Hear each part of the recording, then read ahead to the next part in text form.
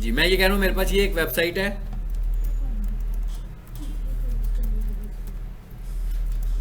जिसमें बेशक कुछ भी नहीं पड़ा हुआ, लेकिन डोमेन नेम भी है और होस्टिंग भी है, ऐसे ही है ना?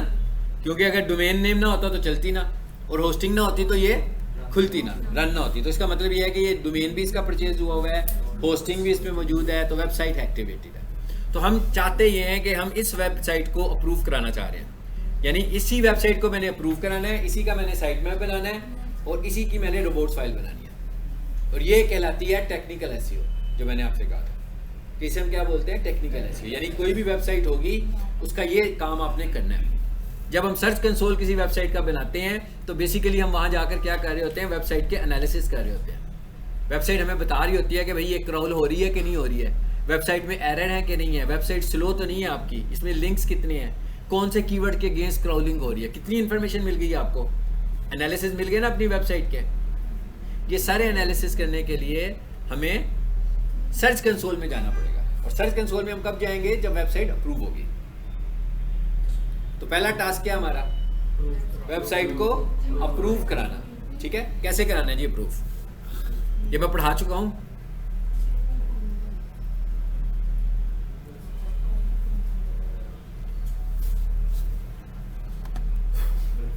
क्या खोलें सबसे पहले, बिल्कुल ठीक है, गूगल सर्च कंसोल में गए,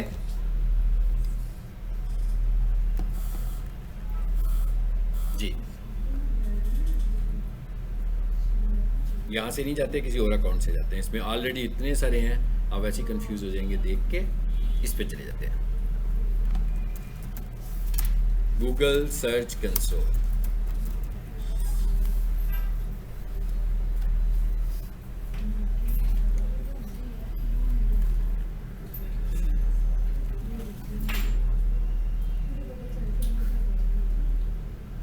जी यहाँ से क्या करें, स्टार्ट।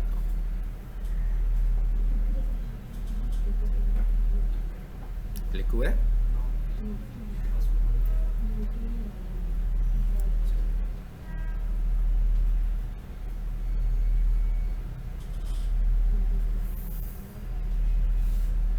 जी आगे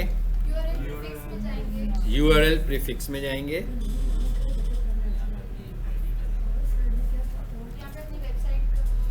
ठीक है, यहाँ से अपनी वेबसाइट का लिंक डालेंगे। ज़्यादा बेहतर तरीका होता है कि यूआरएल कॉपी करें, ठीक है, कॉपी करके यहाँ ले आए,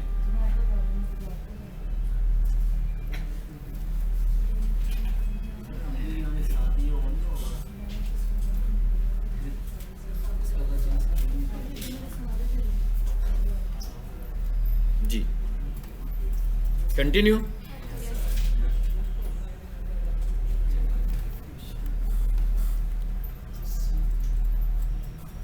जी अब क्या होना है, अब यहाँ पर देखें दो ऑप्शंस आ रहे हैं, एक ऑप्शन ये आ रही है HTML टैग, और एक ऑप्शन ये आ रही है डाउनलोड।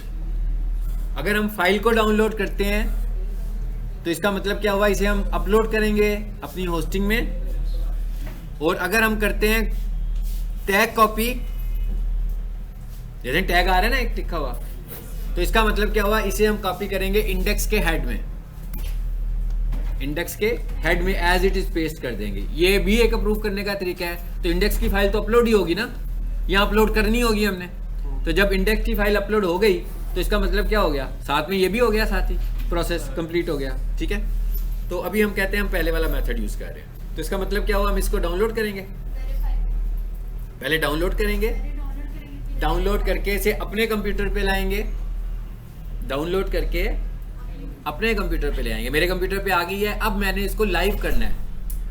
अभी ये दिया किसने है मुझे, कोड गूगल ने दिया।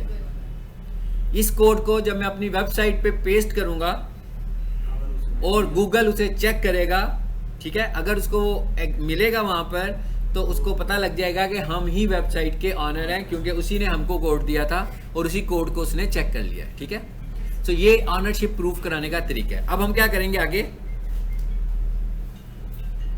यहां पर आ जाते हैं जी, मैं इस अकाउंट में चला जाता हूं,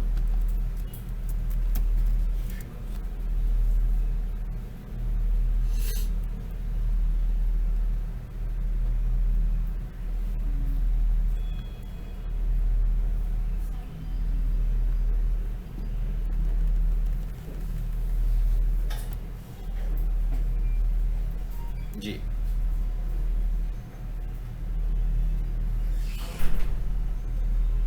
आगे, तो यहाँ से मैं अपनी होस्टिंग में जाता हूँ।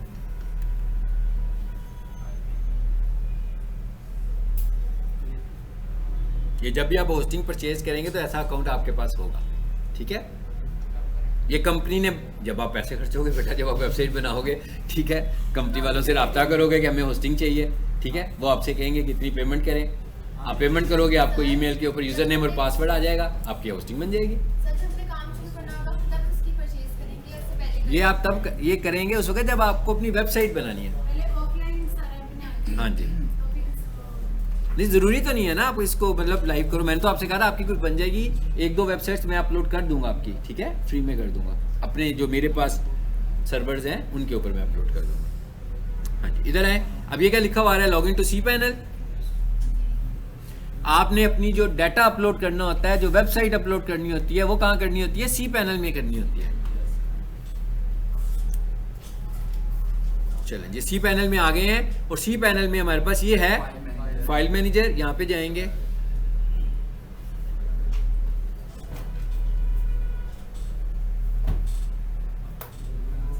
यहां पर है पब्लिक HTML और यहां पर हम देखेंगे कि मेरी वो वेबसाइट पड़ी हुई है najibsolutions.com, पड़ी है ना। ये मैं इसे खोलूंगा यहां पे और यहां पर देखो, यहां पर ऑलरेडी रोबोट्स की फाइल भी पड़ी है, यहां पर साइट मैप भी पड़ा हुआ है, 3 चीजें जो मैंने अभी आपसे कही थी, और यहाँ पर चौथे नंबर वो फाइल भी पड़ी है जो गूगल की है ना। तो मैं क्या करता हूँ, इन सबको डिलीट कर देता हूँ। इसका मतलब क्या हुआ, ये पहले से मैंने वेरीफाई करवाई हुई है, इसकी रोबोट्स भी पहले से बनाई हुई है, इसको भी डिलीट कर देता हूँ, और इसका साइट मैप भी पहले से बना हुआ है, इसको भी डिलीट कर देता हूँ। यानी कि अब ये बिल्कुल, इसका मतलब इस पर टेक्निकल SEO अभी तक अप्लाई नहीं है। अब सबसे पहले मुझे क्या करना है, इसे गूगल सर्च कंसोल में इस वेबसाइट को लेकर आना है, ठीक है। तो अब मैं सबसे पहले क्या करूंगा, अभी जो मैंने कोड डाउनलोड किया है उसको यहां पर लाकर अपलोड करेंगे, ठीक है। फाइल को तो अपलोड करते हैं, अगर वो कोड होता, एज इट इज कोड होता, तो मैं उसे इंडेक्स में जाकर पेस्ट करता। अगर वो एज इट इज कोड होता फॉर एग्जांपल, तो मैं इधर आता इंडेक्स में और इसको मैं करता एडिट, फिर एडिट करें,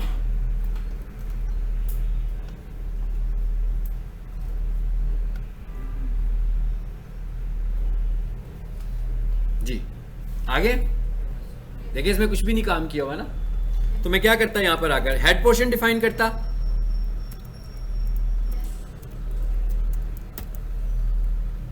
और यहां पर आकर क्या चीज करनी थी हमने, इधर से उठाया था हमने ये। अब वो पेस्ट क्या करना है, वो ये वाला कोड पेस्ट करना है, इसे कॉपी करके पेस्ट करना है। मैंने इसे किया कॉपी और यहां लाकर मैंने कर दिया कंट्रोल V, पेस्ट हो गया। यानी ये वो है, ये तरीका क्या है कोड पेस्ट करने का। अब इन दोनों में फर्क क्या है, उसमें फाइल अलग से अपलोड हो रही है, यानी कि फाइल की अलग एग्जिस्टेंस है। इसमें क्या है कि इसमें आपकी जो वेरिफिकेशन है वो पार्ट बन गई है किसका, इंडेक्स फाइल का। यानी कि आपके पास जो इंडेक्स फाइल है उसके अंदर ही आपने वेरिफिकेशन कर लिया, अलग से फाइल की सूरत में वेरिफिकेशन की जरूरत नहीं है, ठीक है। सो फिलहाल मैं इसको खत्म कर देता हूँ, इसमें मैं आपको समझाने के लिए यहाँ लाया था, ठीक है। इसे हम क्लोज करते हैं। अब हमें क्या करना है, अपलोड। मैं अपलोड पे गया, यहां से क्या करेंगे जी, सिलेक्ट, डाउनलोड में फाइल पड़ी होगी, यही वाली फाइल है। ये देखें, ये वेरिफिकेशन की फाइल होती है ना, इसका नाम इस तरह का होता है। शुरू कहां से हो रहा है, गूगल से हो रहा है। तो ये नाम, इसकी शक्ल और इसके नाम से हमें पता लग रहा है कि ये गूगल वेरिफिकेशन का कोड है। तो हमने इसको अपलोड करना है।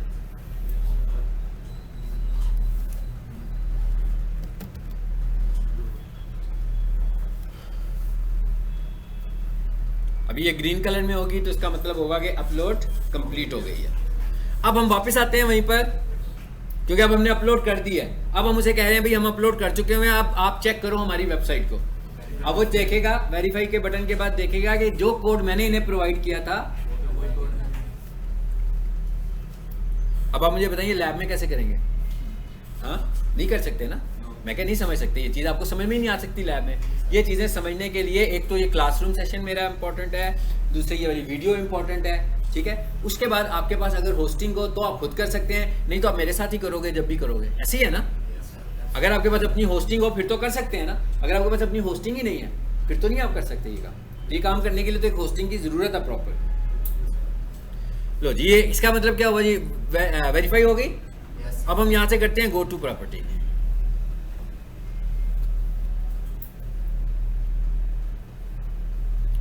यहाँ से स्टार्ट हो गया काम, बस इतनी सी बात थी। ये हमने क्या किया, यानी कि अगर आपसे ये कहा जाए, सिर्फ मैंने कहा आपसे एक ही सवाल किया जाए कि भाई हमारे पास कुछ टास्क हैं, हमारे पास कुछ 10-15 वेबसाइट्स हैं, उन्हें गूगल से अप्रूव करवाने हैं आपने, ठीक है। तो इसका मतलब क्या हुआ कि हम सर्च कंसोल में जाकर उसे अप्रूव करवा रहे हैं ताकि वो सर्च कंसोल में आ जाएं, ताकि हम उनके एनालिसिस कर सकें फ्यूचर में, ठीक है। अब ये वेबसाइट तो आ गई है, लेकिन इसका एनालिसिस कैसे होगा, ये तो अभी आई है, अभी तो नहीं होगा ना।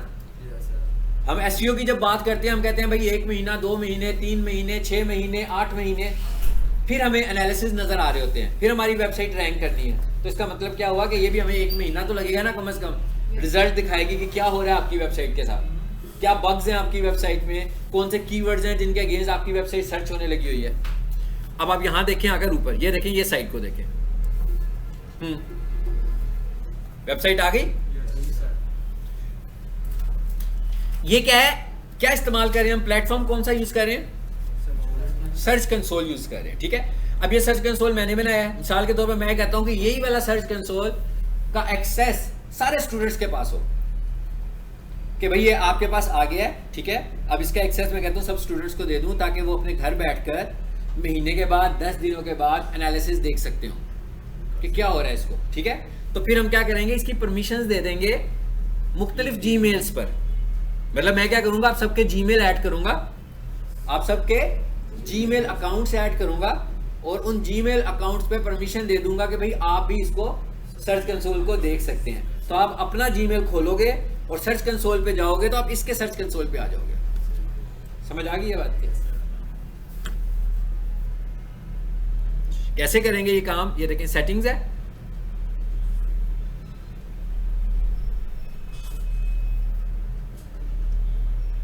ये क्या लिखा हुआ आ रहा है, इस पे क्लिक करें तो ये क्या लिखा हुआ आ रहा है, ऐड यूजर। इस तरह करके जी, इस तरह करके हम यूजर्स ऐड कर सकते हैं। यानी बेसिकली हम अपनी टीम ऐड कर रहे हैं ना, क्या ख्याल है। हम ये कह रहे हैं ना कि भाई ये मेरी एक ये डिजिटल मार्केटिंग की टीम है जो इस पे काम कर रही है, तो उसने देखना है किसी का कोई काम है, किसी का कोई काम है, हर किसी का एक जैसा काम तो नहीं है, ध्यान रखते हैं।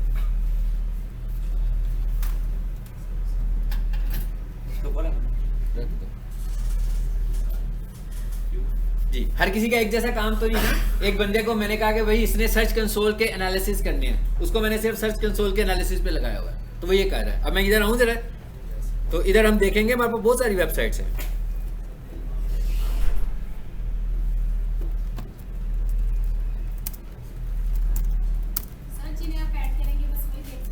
हाँ जी, जिन्हें मैं ऐड करूंगा सर्च कंसोल के एनालिसिस को वही देख सकते हैं, ठीक है। अभी मैं ऐड करना भी बताता हूँ। मैं पहले यहाँ से एक सर्च कंसोल खोलता हूँ। अब बहुत कुछ कह रहे हैं, जो कह रहे हैं खुल के कहें, जोर से कहें। हाँ,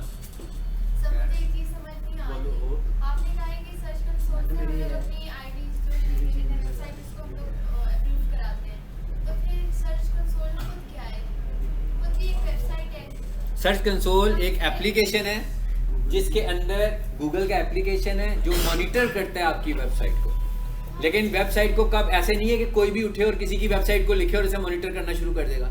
मतलब मॉनिटर करने के लिए मैं कह रहा हूँ ना मेरी वेबसाइट को मॉनिटर करो, तो इसका मतलब क्या हुआ, मैं उसे परमिशन दूंगा। अब परमिशन कोई दूसरा बंदा कहे कि मैं भी सर्च कंसोल पे इस वेबसाइट को ले आऊँ, तो वो जब परमिशन मांगेगा तो गूगल कहेगा भाई ये काम करो, ये कोड जाकर अपनी वेबसाइट पे लगाओ, तो वो तो नहीं लगा सकता ना।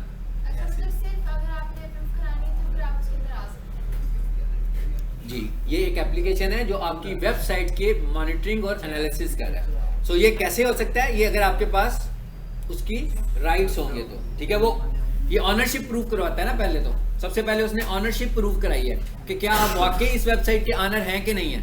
कैसे प्रूव कराई है कि भाई ये मेरा कोड है, इसको अपनी वेबसाइट पे लगाओ। उसके बाद में जैसे आपके मोबाइल की ऑनरशिप प्रूव होती है ना, कई दफा होती है। आपके कोड आता है, आप बैंक अकाउंट को लॉगिन करते हो, वो आपको एक कोड भेजता है, उसके बाद एप्लीकेशन में जाकर वो पेस्ट करते हो, तो उस बैंक अकाउंट की ऑनरशिप प्रूव हो जाती है, आपको बैंक अकाउंट का एक्सेस मिल जाता है। सेम इसी तरह अब हमें वेबसाइट का एक्सेस मिल गया। अब आप यहाँ पर देखें आकर, ये मैंने कितनी सारी वेबसाइट्स हैं जिनके सर्च कंसोल बने हुए हैं, ये एक नहीं है ना, मल्टीपल वेबसाइट्स है ना। हर वेबसाइट का एक ही होता है। आप बताएं कितने होने चाहिए? एक ही हो सकता है ना, मैंने कंसोल तो एक ही होगा, यूज करने वाले लोग ज्यादा हो सकते हैं, बंदे ज्यादा हो सकते हैं, कंसोल तो एक ही होगा।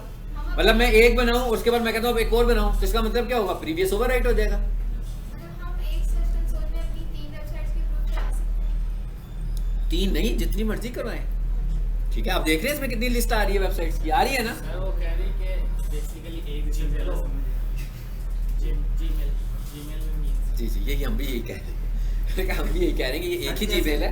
जैसे यूट्यूब पे हम कितनी सारी ईमेल डाल सकते हैं एक टाइम पे, वही चीज़ है ये भी। हाँ जी, ये हम रोज़ाना ऐसे की प्रैक्टिस करते रहते हैं मुख्तलिफ वेबसाइट में। गूगल पे हम 3 से 4 जीमेल। अब आप ये देखिए ये क्या आपको क्या बताएगा, ये आपको ये देखिए जरा, ये परफॉर्मेंस का टैब बना हुआ है इसमें। अब ये देखें ना, पूरा एक प्रोग्राम आ गया ना आपके सामने इसका, यहाँ पर परफॉर्मेंस का टैब बना हुआ है।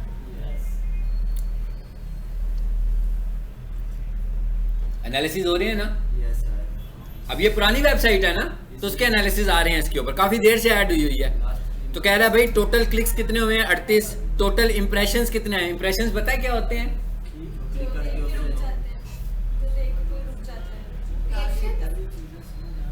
है। इंप्रेशंस, इंप्रेशंस क्या होते हैं? करते हैं उस पे। मतलब मैं गूगल पर गया हूं और गूगल पर जाकर मैंने लिखा best computer college in Lahore, और उसके अगेंस्ट 3 वेबसाइट मुझे नजर आई हैं, 10 वेबसाइट मुझे नजर आई। ये जो वेबसाइट आपको दिख रही है अभी, जो यूआरएल लिखा हुआ आ रहा है वेबसाइट का, ये उसका एक इंप्रेशन है। यानी कोई एक कीवर्ड लिखने से कोई वेबसाइट कितनी दफा नजर आ रही है। सर, मतलब कि अगर हम अपनी 3 वेबसाइट बना रहे हैं तो हम उसको ये चेक करना चाह रहे हैं, जिसमें टैब्स होंगे जिसको हम चेक करेंगे। टैब्स होंगे इसके अंदर। हाँ जी, वेबसाइट में टैब्स होंगे। नहीं, सर्च कंसोल में टैब्स होंगे, तब होंगे। हाँ जी, मुख्तलिफ चीजें चेक कर रहे थे, मैं परफॉर्मेंस देख रहा हूँ इसकी। मतलब कि अगर आपने ये एक वेबसाइट चेक की, अब आपने दूसरी करनी है, तो फिर तो आप दूसरी मैं वेबसाइट चेंज करूंगा। हाँ जी, वेबसाइट चेंज करूंगा, ये टैब्स आ रहे हैं ना, ये सब डिफरेंट वेबसाइट्स आ रही हैं इस सर वक्त। मैंने पूछा था कि अगर हमारी एक वेबसाइट रन कर रही है, टॉपर आ गई है, तो मैं उसका नाम चेंज करके दूसरी वेबसाइट डालूँ, टॉपर रहेगी कि फिर शुरू से? एक मिनट दोबारा बोलो। आपकी एक वेबसाइट टॉपर आ रही है, फिर आपने कहा उसका नाम चेंज कर दिया। मैं ये टॉपिक मैं आपको पढ़ाना था आज, मैं कि यही टॉपिक था हमारा अगला, रीडायरेक्टर्स, ठीक है। लेकिन माशाल्लाह, ठीक है, इस वजह से मुझे हुआ कि आपको देखो, अगर आपको पीछे से कुछ नहीं आता, मुझे मेरे साथ बड़ा प्रॉब्लम है यार, ये आपका प्रॉब्लम नहीं है, मेरा प्रॉब्लम है। मुझे अगर फील होना कि आपको कुछ नहीं आता, तो मुझे लगता है कि गलत हो गया, ठीक नहीं है काम। लेकिन आपका कसूर नहीं है, आपका स्टाइल जो है ना ऐसा बन गया है। मैं क्या, ऐसा स्टाइल बन गया, आपको थोड़ा सा सीरियस होना पड़ेगा। मतलब मैं लोअर में भी, माल पे भी पढ़ाता हूँ, ठीक है, तो मैं काम करवाता हूँ, तो काम करना है, हो ना हो, जैसा भी हो, उल्टा पुल्टा हो, गलत हो, सब कुछ गलत हो जाए, काम करना जरूरी है। अब आप देखें ना, यहाँ पर मुझे फटाफट जवाब दे रहे हैं कि नहीं दे रहे हैं? दे रहे हैं, सब दे रहे हैं, ऐसा कोई नहीं है जो ना दे रहा हो। लेकिन मसला ये है कि आप सिर्फ यहाँ पे कर रहे हैं जो कुछ करना है, अब घर पे कुछ नहीं कर रहे हैं। अब मैं सबकी बात नहीं कर रहा, मतलब उनकी कर रहा हूँ, मेजॉरिटी की बात कर रहा हूँ कि घर पे नहीं कर रहे। यहाँ ठीक है, मैं कोई भी पूछता हूँ वो मुझे बताते हैं ये कर दें, ये कर दें, लेकिन जब मैं बिल्कुल रॉ से शुरू करके तो क्वेश्चन करता हूँ तो नहीं पता होता। दरमियान में सबको पता है कि भाई लेक्चर लिया हुआ है, बार बार मेरी आवाज़ आपके कानों तक पहुँची हुई है, तो आपके जहन में आ जाता है ये है, ये है, ये है, ठीक है। लेकिन जब तक आप अपने हाथ से कोई काम नहीं करेंगे ना, उस वक्त तक नहीं होगा। सो ये आपको पता लग गया इसका काम क्या है, इंप्रेशंस का भी पता लग गया। अच्छा, उसके आगे क्या लिखा हुआ है, एवरेज CTR। CTR का मतलब होता है click through rate. Click through rate का क्या मतलब होता है? आपकी वेबसाइट क्लिक हुई, उसने कहा भाई 296 इंप्रेशन लगे हैं और कितने क्लिक्स हुए हैं, 38।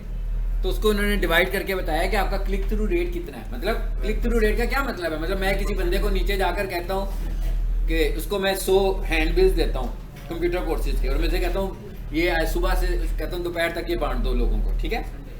100 बेचता है वो, उनमें से 4 लोग आ जाते हैं कॉलेज में एडमिशन लेने, हाथ में पकड़ के वही हैंडबिल, ये 4% ठीक है। तो हम परसेंटेज निकाल लेंगे कि इसका क्लिक थ्रू रेट कितना हुआ, यानी कि कन्वर्जन कितनी हुई उसकी। हम ये कह रहे हैं लोगों को हमारा इंप्रेशन तो नजर आ रहा है, तो क्या हमारा इंप्रेशन ही तो नहीं ना नजर आ रहा, सिर्फ और वेबसाइट्स भी तो नजर आ रही है ना। हो सकता है हम टॉप पर हो, दूसरा नीचे हो सकता है दूसरा टॉप पर हो, हम नीचे हो, तो वो हमें भी क्लिक करेगा, वो दूसरों को भी क्लिक करेगा। तो हम ये देख रहे हैं कि हमारी वेबसाइट का CTR कितना है, it is called click through rate, ठीक है। अब ये एनालिसिस आपको बताएंगे ना कि आप कहाँ हो, आप किधर फॉल कर रहे हो? ये नीचे क्या आ रहे हैं देखें, लिखा हुआ है टॉप क्यूरीज। इसका क्या मतलब हुआ? कीवर्ड्स।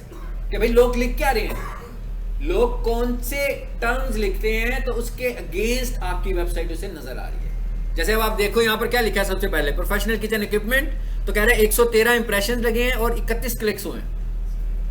फिर वो क्या कहता है, प्रोफेशनल किचन इक्विपमेंट्स, मतलब सिर्फ ऐसा लगाएगा आगे, हाँ, तो कहता है इस पे आपको एक ही इंप्रेशन मिला है क्योंकि ये आपका कीवर्ड नहीं था। अच्छा, उसके बाद ये लिखा हुआ है जी इसके अगेंस्ट कितने इंप्रेशन आए हैं, 37। बात समझ में आ गई है, यानी कि 37 टाइम्स आप नजर आए हैं किसी को, क्लिक नहीं हुआ, लेकिन मतलब नहीं किया किसी ने क्लिक आपको, ठीक है। हो सकता है कि आप नजर आए हो लेकिन पोजीशन चेंज हुई हो, आप 7वें 8वें नंबर पर आ रहे हो या 5वें नंबर पर आ रहे हो, तो लोग पहले वाले पे क्लिक करके चले गए हो, या लोगों को आपकी रेलिवेंसी ना लगी हो इस कीवर्ड के साथ, इसलिए उन्होंने क्लिक ना किया हो। तो ये पर्पज है इसका। इसके बाद आगे देखें, यहाँ साइट मैप सबमिट करते हैं। चलो जी, अब आ जाते हैं अगले टॉपिक पर।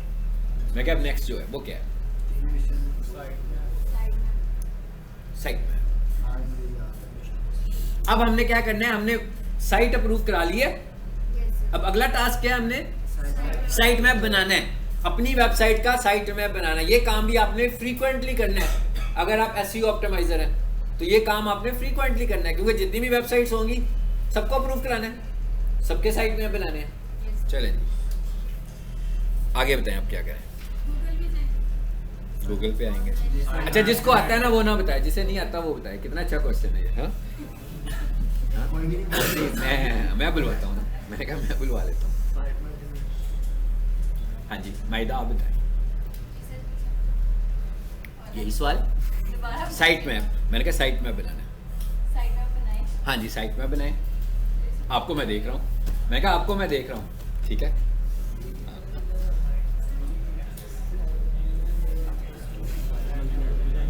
कोई बात नहीं, कोई बात नहीं, आप बताएं। हाँ, कोई इतनी मुश्किल में भी नहीं पढ़ना भाई। कीवर्ड लिखो जनरेटर, साइट मैप जनरेटर लिखो, ऑनलाइन साइट मैप जनरेटर लिखो। अपना इम्तिहान लेने की भी जरूरत नहीं है, ठीक है। लिखें ऑनलाइन साइट मैप जनरेटर।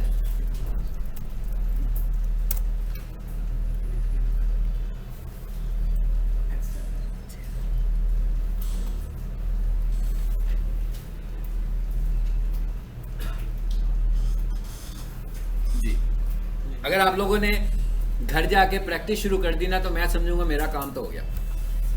बस मेरा काम इतना सही है। जिस दिन आपने प्रैक्टिस शुरू कर दी ना, इसका मतलब ये होगा कि आप जो मेरे साथ टाइम गुजारेंगे आप कुछ सीख जाएंगे। तो अगर आप प्रैक्टिस नहीं करेंगे तो आप सीखेंगे नहीं। नहीं, और भी है, अभी और भी डराना है आप लोगों को। हाँ, ये तो अभी ये वाली चीज की है मैंने, लेकिन ये वाली चीजें जो है टेक्निकल एसईओ का जो ये वाला पार्ट है ना, ये एसईओ के बंदे से रेलिवेंट है। अब बहुत सारे टास्क ऐसे हैं जो आपने रिकमेंड करने हैं डेवलपर को कि भाई ये इश्यूज हैं, इन इश्यूज को रिजॉल्व करो, ठीक है। वो आपने डेवलपर को बताने हैं सिर्फ। जी आगे जी साइट मैप जनरेटर पे, और यहां पर आकर आपने अपनी वेबसाइट का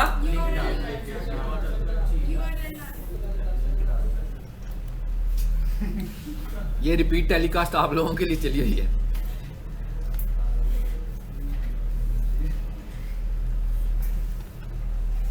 जी najibsolutions.com वेबसाइट का नाम लिखा, स्टार्ट का बटन दबाया और बेल आ गई। हाँ,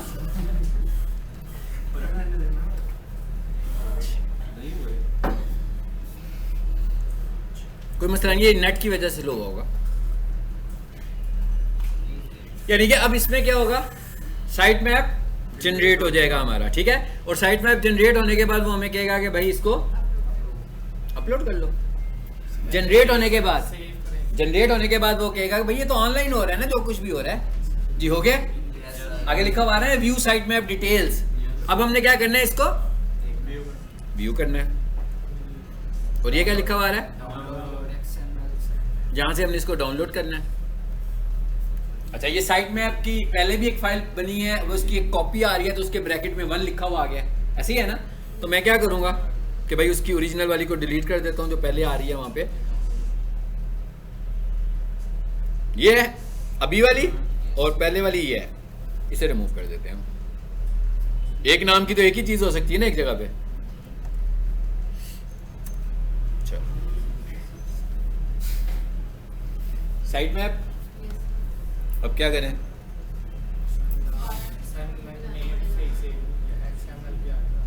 XML डालने, वो देखो ये क्या लिखा हुआ है, नाम नहीं लिखते ना हम एक्सटेंशन यहाँ नहीं लिखते, वो तो नोटपैड पे लिखते हैं ना। यहाँ पर तो टाइप बन गई है ना उसकी, खुद ही टाइप है ही XML। लेकिन आपने जब इस फाइल को कॉल करना होगा तो हम लिखेंगे XML, ठीक है। अभी तो हमने डाउनलोड किया तो वो तो प्लेटफॉर्म ने खुद ही रिकग्नाइज कर लिया कि इसकी एक्सटेंशन क्या है। अब क्या करें जी, अगले स्टेप में क्या करें? सर्च कंसोल में जाना पड़ेगा। अच्छा नहीं, सर्च कंसोल में नहीं जाना अभी। सर्च कंसोल में जाके तो हम कहते हैं कि भाई ये मेरी वेबसाइट का साइट मैप है, इसको चेक करो। सी पैनल में जाना पड़ेगा। सो हम आ जाते हैं वापस सी पैनल में। हाँ जी, हम अपने फाइल मैनेजर पे आते हैं और यहाँ से दोबारा इधर ही रहते हैं टाइम सेव करने के लिए। सिलेक्ट फाइल्स जी, ये क्या लिखा हुआ है?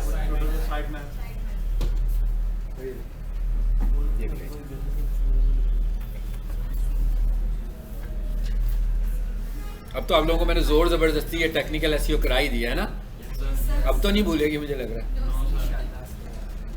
अच्छा ये हो गई, दो चीजें हो गई, अपलोड हो गई। अगर आपके पास होस्टिंग में स्पेस नहीं होगी या आपकी इस फाइल में वायरस हो, वायरस भी हो सकता है, मतलब आप कोई प्रोजेक्ट बना रहे हो और आपके लैपटॉप में वायरस है और आपने इतनी मेहनत करके प्रोजेक्ट बनाया, जब आप उसे अपलोड करने लगते हो ना तो ये होस्टिंग उसे पिक कर लेगी कि इसमें वायरस है, तो होस्टिंग उसे अपलोड भी नहीं होने देगी। तो ये भी आपने देखना है कि अगर आपका इन्फेक्टेड सिस्टम हो तो उस पर अगर आप काम करेंगे, मिसाल के तौर पर आप में से कोई ये स्टूडेंट जो काम करने लगे हो, ये काम कर लेता है, ठीक है, ये सारे काम आप कर लेते हो और आप कहते हो सर मेरी वेबसाइट अपलोड कर दें। मैं जब उसकी वेबसाइट अपलोड करने लगता हूँ तो यहाँ पर वो मुझे मैसेज दे देता है जी इसमें तो वायरस है, तो कुछ भी नहीं हो सकता, फिर बिल्कुल ज़ाया हो जाएगा। तो सर वो बताता नहीं टारगेट, बताएगा ना कि इसमें वायरस है। वायरस ये कहाँ तो नहीं ना होता, ठीक है, ये एंटीवायरस तो नहीं है ना, वायरस कहाँ नहीं होता, वायरस तो पूरे प्रोजेक्ट में फैला हुआ है कहीं पर भी, ठीक है।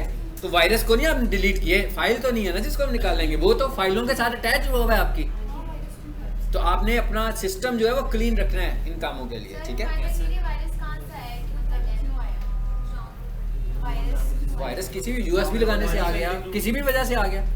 वायरस की जो भी वजूहात होती हैं आने की, वायरस के आने की वही वजह है, ठीक है। लेकिन आपके सिस्टम में एग्जिस्ट कर रहा था, आपको नहीं पता लगा, आप डिस्टर्ब नहीं हो। इसका तरीका यही होता है कि आप ना लगाएं यूएसबी, बस यूएसबी नहीं लगेगी, वायरस भी नहीं आएगा। इंटरनेट की ऐसी वेबसाइट पर ना जाएं जो सस्पिशियस हों, जिन पे डाउट हो कि यार ये वैलिड वेबसाइट्स नहीं है, उधर से भी वायरस आ सकता है, किसी नेट साइट से भी वायरस आ सकता है, ठीक है। यूएसबी से भी वायरस आ सकता है। और अगर आपने डाटा किसी से लेना हो तो हमेशा ड्राइव से लें, गूगल ड्राइव से डाटा शेयर करें, व्हाट्सएप से भी डाटा शेयर ना करें। अगर इन्फेक्टेड डाटा व्हाट्सएप में होगा, आपको लगता है कि व्हाट्सएप स्कैन करता है? नहीं करता WhatsApp scan, WhatsApp virus scan नहीं करता, ठीक है। सो अगर डाटा आपके पास व्हाट्सएप से आ रहा है तो उसकी भी कोई गारंटी नहीं है। गूगल ड्राइव से डाटा शेयर करें, इसलिए कि गूगल से आप जब भी डाउनलोड करते हो किसी चीज को, अगर वायरस भी होगा तो आपको पता लग जाएगा उसमें, ठीक है। चलें अब आ जाते हैं, अगला मरहला था अपलोड हो गई है। अच्छा अब मैंने इसको लाइव अगर सिर्फ चेक करना होगा कि कहाँ अपलोड हुई है, मैं इस फाइल को देखूं, कैसे चेक करेंगे? गुड, पहले वेबसाइट का नाम लिखेंगे, ये वेबसाइट का नाम लिखा गया, उसके बाद क्या लिखेंगे?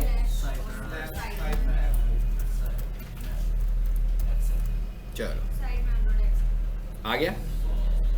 अब हमने क्या करना है, अब हमने इस साइट मैप को, बेसिकली ये तो अपलोड हो गया, अब हम ये कह रहे हैं कि हमने ये काम किसके लिए किया? क्राउलर के लिए किया है ना, सारी आसानियां उसके लिए पैदा कर रहे हैं। तो हमने जो अपना सर्च कंसोल बनाया हुआ है, सर्च कंसोल भी हमें क्या बता रहा है? सर्च कंसोल भी हमें क्राउल स्टैट्स बताता है कि भैया आपकी वेबसाइट पे क्राउलर कैसे आ रहा है। तो जब वो बता रहा है तो अगर मैं वहां पर जाकर बता दूं कि ये मेरी वेबसाइट का साइट मैप है तो क्राउलर के लिए आसानी हो जाएगी, उधर भी सबमिट करा देते हैं हम, ठीक है। सो हमने पहले उसको अपलोड करना है बनाने के बाद, उसके बाद उसे सबमिट करना है कहाँ पे?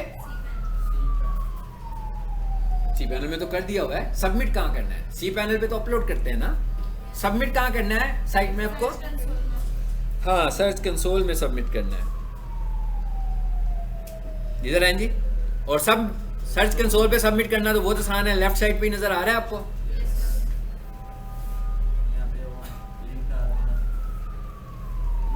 यहाँ पर आने आपने और सिर्फ sitemap.xml लिखना है बस, ठीक है। देखे खुद लिखा हुआ ना उसने सब कुछ। अच्छा 2 दफा लिखा गया है, मिटा देते हैं मेरा नहीं जी। यहाँ पर क्या आ गया जी, अब सबमिट का बटन आ गया।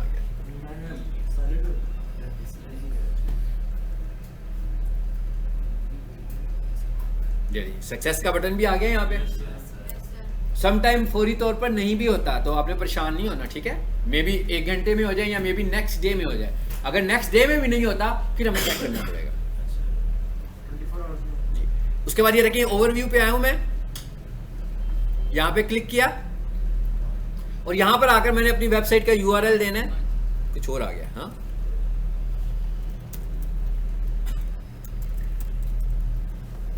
क्या है जी ये, solutions.com और एंटर, यही था।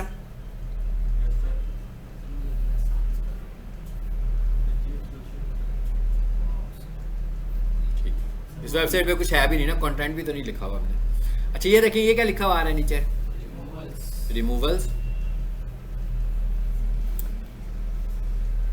इसका क्या मतलब है, need to urgently remove content from Google search. किसी एक खास URL को आप चाहते हो कि वो रिमूव हो जाए। रिमूव का मतलब डिलीट करना नहीं है, रिमूव का मतलब क्या है कि वो उसे क्राउल ना करे, ठीक है।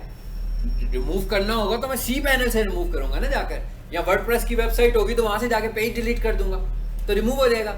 लेकिन रिमूव तो वो हो गया। मिसाल के तौर पर जैसे आपने गूगल पे OLX पे एक तस्वीर लगाई, कोई ऑफर लगाई, ठीक है, ऑफर लगाई, आपकी चीज भी सेल हो गई लेकिन आपकी ऑफर अभी भी चल रही है।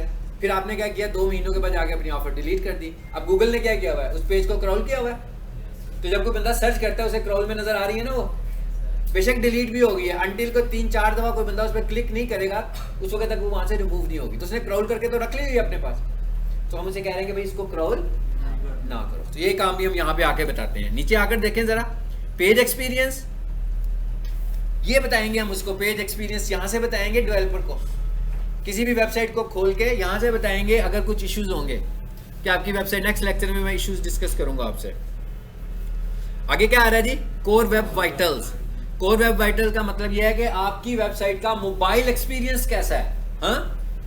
और एक और ये बात याद रखेंगे, क्राउलिंग जो है वो टोटली बेस कर रही होती है आपके मोबाइल एक्सपीरियंस पर। अगर आपकी वेबसाइट का मोबाइल एक्सपीरियंस अच्छा है क्राउलर्स के लिए, तो इसका मतलब ये हुआ कि वो डेस्कटॉप पर भी क्राउल हो रही है। तो इसका मतलब क्या कि हमें जो वेबसाइट बनानी है सबसे पहले हमें ये सेट करना है कि भाई इसका एक्सपीरियंस मोबाइल के ऊपर अच्छा होना चाहिए, यूजर्स के लिए भी और क्राउलर्स के लिए भी। मतलब क्राउलर्स भी उसे रीड कर रहे हो और यूजर के लिए एक्सपीरियंस क्या अच्छा है कि भाई मोबाइल पर जाए तो छोटी सी वेबसाइट बन जाए, एप्लीकेशन बन जाए वेबसाइट आपकी, और डेस्कटॉप पर आए तो बड़ी स्क्रीन पे बन जाए। ये है मोबाइल एक्सपीरियंस और ये है डेस्कटॉप एक्सपीरियंस।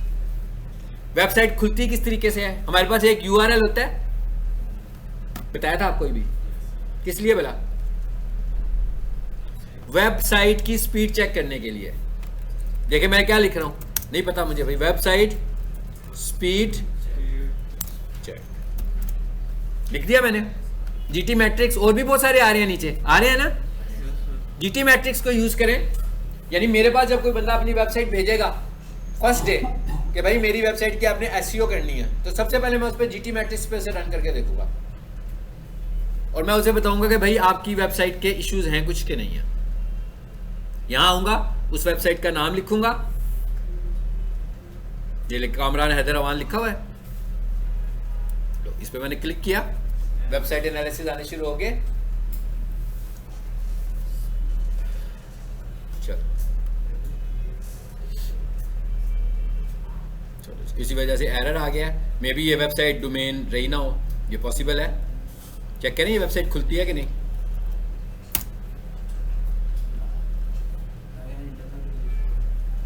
मेरा नहीं ख्याल इंटरनेट का होता तो यहाँ पर भी ब्लैंक पेज ओपन होता ना, मैं क्या यहाँ भी ब्लैंक पेज ही ओपन होता। अगर ब्लैंक पेज ओपन हो तो हम मान लें कि इंटरनेट का इशू है, ठीक है। इसका मतलब ये होगा कि हो सकता है कि उनकी डोमेन की जो है एक्सपायरी हुई हो और उन्होंने रिन्यू ना करवाई हो, ठीक है, ये वजह होती है। अच्छा, उसमें तो कुछ भी नहीं है ना, वो लगा देते हैं वैसे।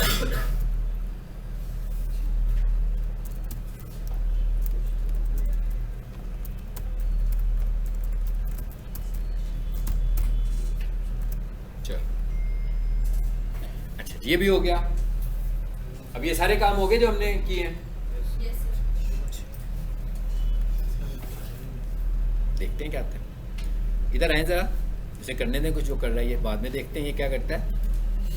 और हम यहाँ से एक लेसन लेते हैं जो भी आपने पूछा, उसी सवाल का एक लेक्चर कर लेते हैं। हाँ क्या पूछा था अभी आपने, याद है आपको? अच्छा, मैंने यही याद है। क्या? मैंने ये पूछा था मेरी टीचिंग का टॉपर है तो ये हमने कर लिया था।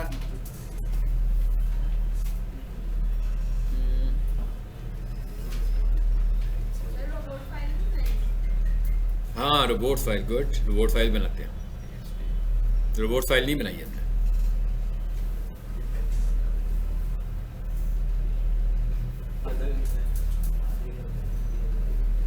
है अभी हमारे पास टाइम जी। ये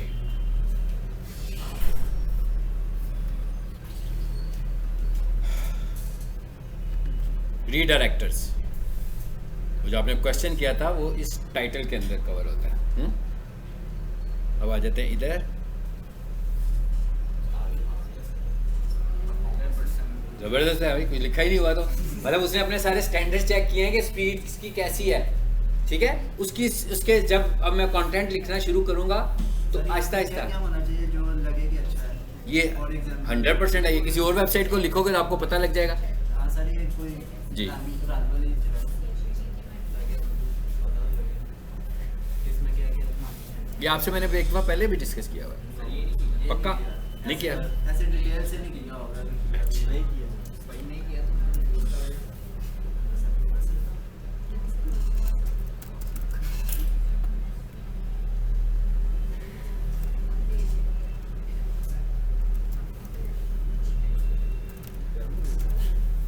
नहीं, ये एक वेबसाइट में नोट लिख दिया यहाँ पे। हाँ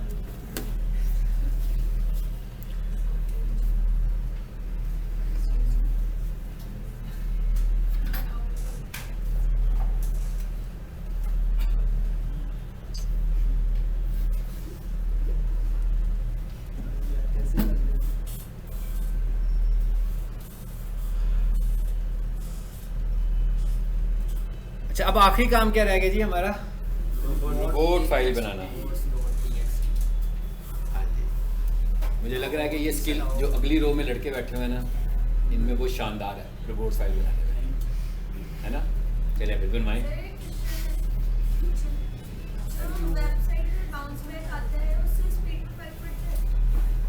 बाउंस बैक का क्या मतलब है? मतलब जैसे लोग आपके वापस जा रहे होते हाँ, हैं। Good question. इस bounce rate is called bounce rate, ठीक है। इसको हम बोलते हैं बाउंस रेट। और अगर आपकी वेबसाइट का बाउंस रेट 40 तक हो तो इस ओके। इससे ज़्यादा बाउंस रेट हो गए, एकदम आते हैं लोग और चले जाते हैं, तो इसका मतलब क्या हुआ कि आपकी वेबसाइट सही नहीं बनी हुई। सर एकदम का क्या मतलब? एकदम का मतलब ये है कि भाई अभी मैं एक वेबसाइट खोलता हूँ, ठीक है, खोलता हूँ और मुझे देखता, आप किसी भी वेबसाइट पे क्यों रहते हो कोई 20-25 सेकेंड्स? कब रहते हैं? जब आपको लगता है कि कंटेंट जो लिखा हुआ है वो आपसे इंटरेस्ट से रेलिवेंट है। कम से कम मुझे 10 सेकंड तो लगे इन्होंने थोड़ा बहुत देखना। हाँ, मैं 40 सेकंड नहीं कह रहा, वेबसाइट और नो। और मैंने जो 40 की वैल्यू बताई है, बाउंस रेट की वैल्यू है ये second, not in terms of seconds. मतलब अगर ये एनालिसिस आपको बताएगा गूगल एनालिटिक्स, उसमें ये एनालिसिस आ रहे होते हैं बाउंस रेट के, ठीक है। लेकिन ये वैल्यू है, ये सेकंड्स नहीं है। अगर तो 40 की वैल्यू है, इसका मतलब है कि आपका बाउंस रेट फाइन है। लेकिन अगर आप 60-70 से प्लस बाउंस रेट पर है, 80 पर है, तो इसका मतलब है कि आपका कंटेंट वेबसाइट का बहुत बेकार है, जो लोग यहाँ रुक नहीं रहे। सर बाद में लोडिंग भी तो हो रही होती है, लोग वापस चले जाते हैं, खुल नहीं होती वेबसाइट। ये वजह ये अब ये इसमें यूजर का कसूर है कि वेबसाइट वाले का? ये भी उसी का ही कसूर है, ठीक है ना, ये भी उसी का कसूर है। इसलिए तो हम कह रहे हैं कि स्पीड को भी तो चेक करना है, हमें स्पीड को भी चेक करना है ना। वेबसाइट की स्पीड भी इसमें मैटर करती है। ले आ गई है? हाँ जी, ये देखें ना, अब ये बता रहे हैं, ये हमारा लेक्चर है, यही मैंने आपको देना था, ठीक है। ये वो कह रहा है कि ये डी है, अब ये डी इज बेटर। अगर ये एफ होती ना, फेल जिसे हम बोलते हैं, तो इसका मतलब क्या था कि बहुत ही पुअर है आपकी वेबसाइट। अब ये इस वेबसाइट के पुअर, ये हमने एसईओ एनालिसिस नहीं किए, ये वेबसाइट स्पीड एनालिसिस है। और वेबसाइट स्पीड एनालिसिस किससे रेलिवेंट है? डेवलपर से रेलिवेंट है। सो ये हम उसको बताएंगे कि भाई इसकी स्पीड को चेक करें, इसकी स्पीड को आपने इंप्रूव करना है। हमने क्या करना है, हमने तो ऑप्टिमाइज करना है गूगल के, लेकिन अगर वो वेबसाइट ऑलरेडी स्लो है उससे हम कुछ नहीं कर सकते। सर जब हमें पता लग गया कि यहाँ से करना है तो हम खुद भी नहीं कर लेते। इसलिए कि हम डेवलपर नहीं है। सर आगे तो है। मैंने कहा इसलिए कि हम डेवलपर नहीं है, हम खुद इसलिए नहीं कर सकते। ठीक है, आगे सर ये स्ट्रक्चर एलसीपी ये अब लेक्चर में सीखेंगे ना, इसको बाद में देखते हैं। थोड़ा थोड़ा नहीं, ये ज्यादा ज्यादा इधर आ जाए हम। रोबोट्स फाइल पे आ जाए। हाँ जी, रोबोट्स फाइल बनानी है। मैंने आपको सारा साइंटिफिक मेथड भी बताया था कि भाई आपको क्या करें। रोबोट्स आगे वाली रो बताएगी मुझे। जुबानी अपना इम्तिहान ना लो, मैंने एक तरीका भी बताया हुआ आपको, है ना। एक वो क्या नई कहानी सुनाने लगे। हाँ, ये कौन सी है? हाँ गुड। हाँ, आप कहना चाह रहे हैं कि इसके 3 रूल्स हैं। हाँ, जो हमने 3 रूल देखिए, मैंने आपको ये कहा था कि आप इतनी मुश्किल में ना पड़ो भाई, किसी भी वेबसाइट का खोल लो। देखिए ये मैंने लिखा, इस एक वेबसाइट का नाम लिखा, आगे लिखा मैंने txt। अब ये देखें कितना क्विकली काम हो जाएगा। अगर मुझे एक स्टैंडर्ड सी रोबोट फाइल बनानी है, मैंने इनकी रोबोट फाइल को पिक किया है, कॉपी किया, यहाँ से नोटपैड में आया हूँ और यहाँ आकर इसे मैंने पेस्ट कर दिया। ठीक है, यूजर एजेंट स्टैटिक, ये सबके लिए स्टैंडर्ड है। इसका मतलब है कि सारे क्राउलर जिसको क्राउल करें, डिस अलाउ, ये वाला फोल्डर अगर आपने देखना है कि आपके सी पैनल के फोल्डर में बना हुआ है तो फाइन। अगर आपके सी पैनल, ये सिस्टम फोल्डर होता है जो कि अक्सर बना होता है, इसको आपने एज इट इज लिखना है। उसके बाद हमने क्या कर दिया, अलाउ कॉलन, अनटिल के आपकी रिक्वायरमेंट ना हो कि कुछ और को भी आपने डिसअलाउ करना है। ठीक है, और उसके बाद आपने क्या लिखा आगे, साइट मैप और आगे वेबसाइट। तो अगर इस तरह लिखे ये भी ठीक है, और अगर इस तरह लिख देना तो और भी अच्छी बात हो जाएगी। ठीक है, हाँ ये उसको क्लियर हो गया ना कि फाइल कहाँ पड़ी हुई है। मैं क्या उस तरह लिखेंगे वो तब भी ढूंढ लेगा कि भाई मैंने साइट मैप ढूंढना है, इस वेबसाइट पे जाके ढूंढ लेगा। इस तरह लिखेंगे तो भी फाइन है। बस हो गया। अब इसको सेव करें, किस नाम से, robots.txt के नाम से। उसके बाद इसे अपलोड कहाँ करना है, सी पैनल में। अब आए जरा इधर एक और चीज देखें इससे रेलिवेंट। यहाँ आता हूँ मैं और यहाँ आके लिखता हूँ ऑनलाइन। अब आप स्क्रीन पे देख लो यार, क्या कर रहे हो।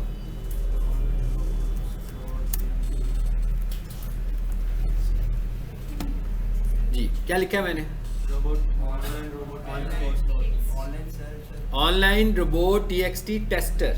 ठीक है, मैं ये देखना चाह रहा हूँ कि रोबोट्स की फाइल कैसे काम कर रही है। ऑनलाइन चेक करने लगा हूँ मैं। इस पे मैंने क्लिक किया, सर हर चीज की कोई ना कोई एप्लीकेशन। ये देखिएगा कहाँ जाएगा, एप्लीकेशन आपने बतानी है। ये देखिए यहाँ पर मैं आया हूँ जहाँ पर क्या लिखा हुआ है ऊपर, sport.google.com। इस पे क्लिक करते हैं।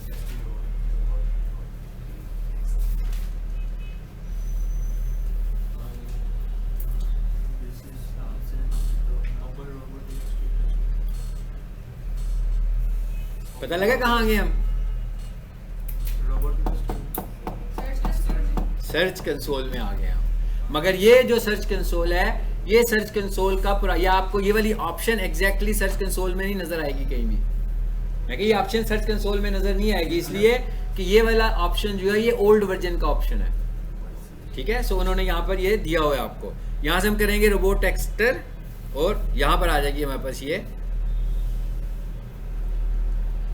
जी। ये क्या लिखा हुआ आ रहा है, कह रहा है किसकी रोबोट फाइल चेक करनी है।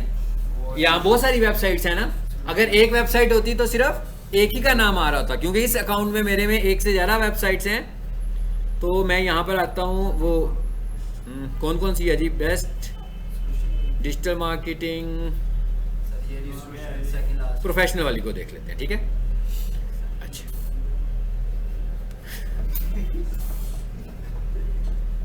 जी क्या हुआ, रिपोर्ट आ गया हमारे सामने, वही चीज़ है। नीचे आकर देखें सर, या अब हम टेस्ट करने लगे हैं, फाइल को चेक कर रहे हैं ना कि क्या ये वाली फाइल अलाउ कर रहा है कि ये वाली फाइल अलाउ नहीं कर रहा। ठीक है, यहाँ पर आगे फाइल का नाम लिखेंगे और ये पूछ रहा है कि किसके लिए आप चेक करना चाह रहे हो। हम कहते हैं गूगल बोट के लिए, क्राउलर यही वाला है ना गूगल का। अब हम इसको करेंगे टेस्ट। हाँ जी, आगे लिखा हुआ आ गया अलाउड, तो उसने इस फाइल को अलाउ किया हुआ है। मिसाल के तौर पर अगर आपने इसको डिस अलाउ किया होता तो यहाँ से आपको वो बता देता। दूसरी चेक करते हैं सर। ठीक है, उधर से भी बता रहा है ना, वो तो फोल्डर है ना हमारा, फाइल तो नहीं है ना। ठीक है,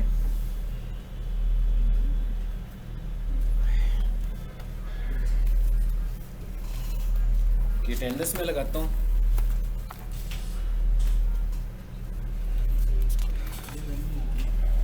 अभी पढ़ा है 3 एपिसोड है। पेन ले जरा।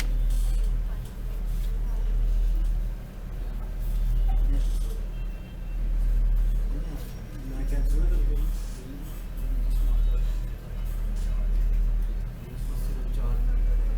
जी, मोहम्मद बिलाल। कौन है बिलाल? आप हैं। जी, हमजा अकमल, शाहरुख आरिफ, शाहरुख आरिफ ये भी नहीं है।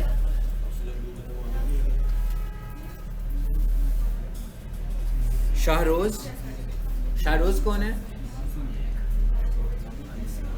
अब्दुल्ला शम्स आप हैं।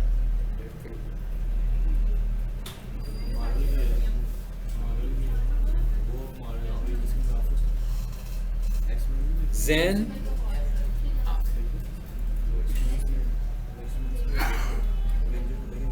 यूसुफ,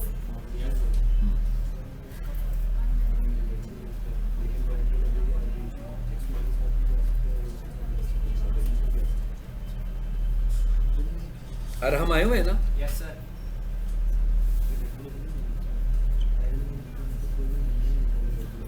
जी, स्टूडेंट हुमैरा,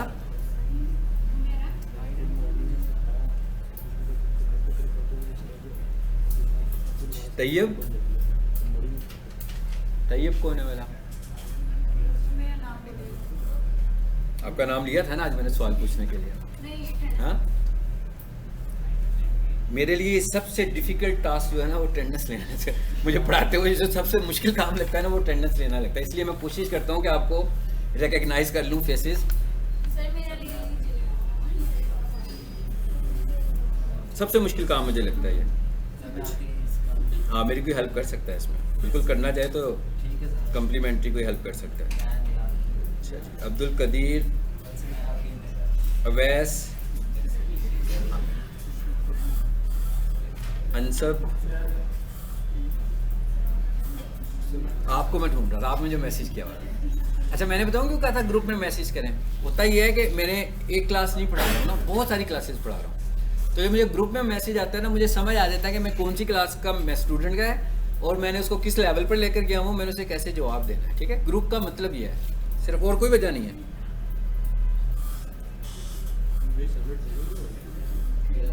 क्योंकि कोर्स से रेलिवेंट कोई बात करते हैं ना, फिर मैं कंफ्यूज हो जाता हूँ मैं किसके कौन सी क्लास है ये वाली। तो उधर मेरी 3 क्लासेज उधर चल रही हैं, 3 क्लासेज इधर चल रही हैं, तो मुझे नहीं पता, हर किसी का लेवल डिफरेंट चल रहा है इस वक्त। ठीक है, सुमैया कौन है?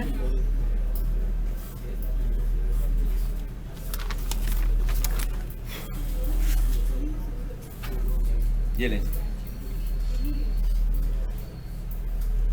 कोशिश करेंगे कि अगले लेसन में हम ऑन साइट एसईओ को वाइंड अप कर लें। ठीक है, अच्छा रिकॉर्डिंग अभी भी चल रही है।